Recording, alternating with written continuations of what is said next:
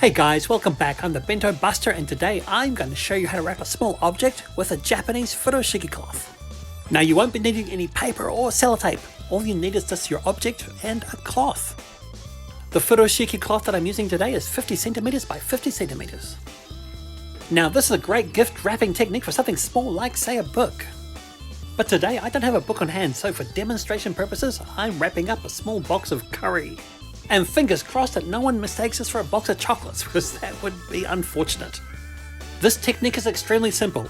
It involves rolling, turning, twisting and tying.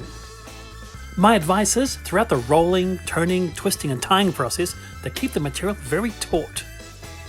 So basically, as long as the material is nice and snug, the finished product will look very nice indeed.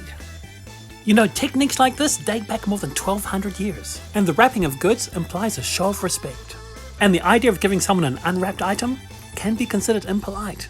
So my piece of choice advice to you today is, when giving a gift in Japan, if in doubt, wrap it. And when you're finished, take a moment to fluff out the bow for some dramatic effect, and there you are, a nicely gift-wrapped package. This method is eco-friendly, and it's much easier on the eye than, say, a plastic bag. And I've said this before, at the end of the day, you've maybe saved a dolphin and probably a tree.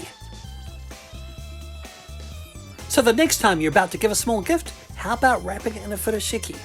I bet you won't. But then again, you could surprise me.